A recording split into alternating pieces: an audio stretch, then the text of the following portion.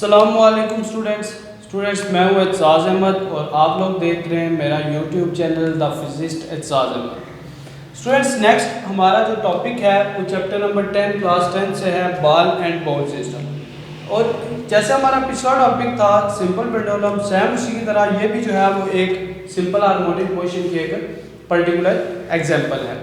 तो अगर एक गेंद को स्मॉल बॉल को आप क्या करते हैं कि एक सेमी सर्कुलर बॉल, जैसे आपके घरों में होता है प्याला वगैरह जो होता है, तो बॉल उसको, तो बॉल के अंदर अगर आप गेंद को रखते हैं तो इनिशियली आप देखेंगे कि गेंद जो है वो कहाँ पे होगी, सेंटर के ऊपर। बेसिकली हमने इसकी मोशन को स्टडी करना है कि वाकया ही ये सिंपल हार्मोनिक मोशन को ओबे करता है या नहीं, या इसके अंदर जो मूवमेंट है वो बेसिकली सेम उसी तरह से सिंपल पेंडुलम की तरह सिंपल हार्मोनिक मोशन होती है या नहीं होती है। बेसिकली हम इसमें वो डिस्कस करेंगे।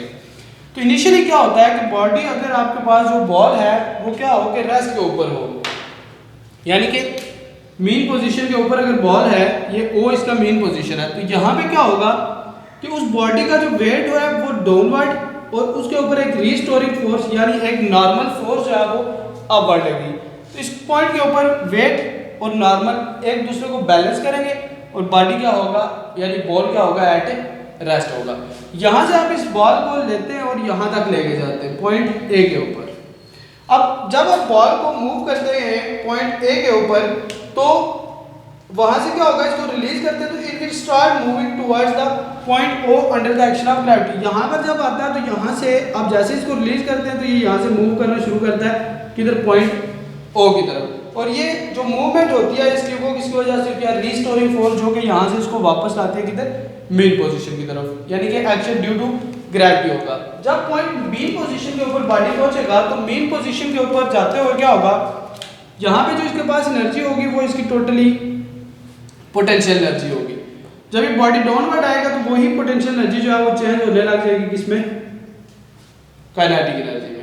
तो मेन पोजीशन के ऊपर आगे इसकी सारी की सारी पोटेंशियल एनर्जी चेंज होगी किसमें, काइनेटिक एनर्जी में। और वेलोसिटी यहाँ पे क्या हो जाएगी इसकी मैक्सिमम।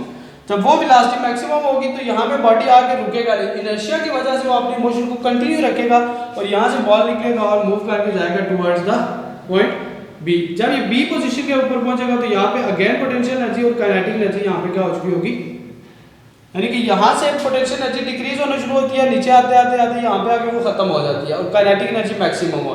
यहाँ से काइनेटिक एनर्जी डिक्रीज होना शुरू होती है, जाते जाते पॉइंट बी के ऊपर वो जीरो हो जाएगी, पोटेंशियल एनर्जी मैक्सिमम। यहाँ पे जाके बॉडी अगेन रुकेगा, वेलोसिटी जो होगी उसकी वो क्या आ जाएगी, जीरो। और अगेन रीस्टोरिंग फोर्स की वजह से वो उसको मूव करवा के लेके जाएगी टुवर्ड्स द मेन पोजीशन और इनर्शिया की वजह से वो मूवमेंट आगे कंटिन्यू रहेगी।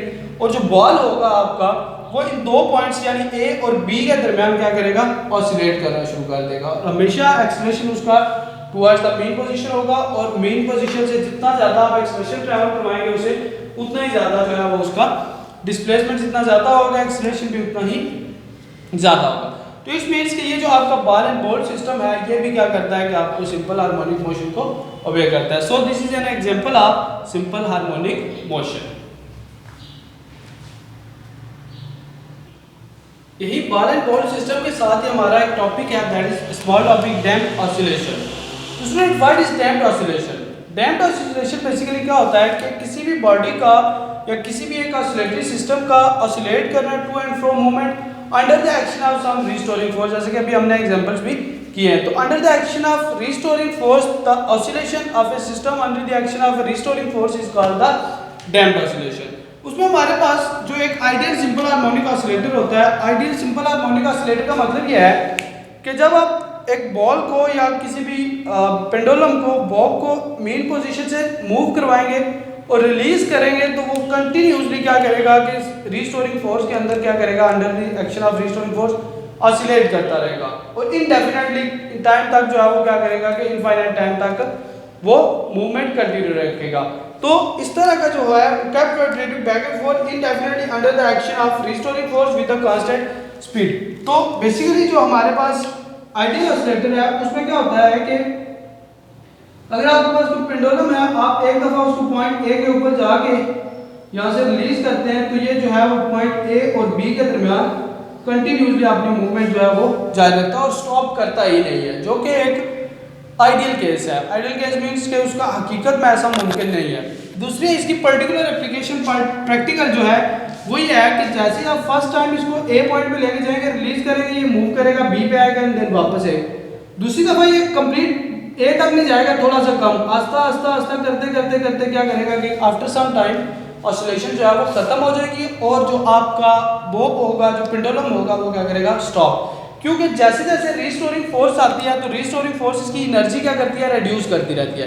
तो एनर्जी कम होने से ये आस्ता आस्ता क्या करता है, स्टॉप होता रहता है और एक टाइम ऐसा आता है कि ये बिल्कुल मेन पोजीशन के ऊपर जो है वो रुक जाता है। तो ये बेसिकली प्रैक्टिकली ऐसा होता है कि वक्त के साथ साथ जैसे जैसे ऑसिलेशन होती रहती है इसका एम्पलीट्यूड रिड्यूस होता रहता है। एनर्जी कम होने से एम्पलीट्यूड रिड्यूस होता है और आफ्टर सम टाइम जो है बॉडी क्या करता है, एक जगह पे रेस्ट में आ जाता है, यानी मेन पोजीशन के ऊपर आके रुक जाता है। इसकी कुछ एप्लीकेशंस है। Damping of a spring balance provides the more accurate result. Spring balance को डैम्पिंग की जाती है, उससे जो है मोर एक्यूरेट रिजल्ट लिए जाते हैं, ये इसके एक यूज है।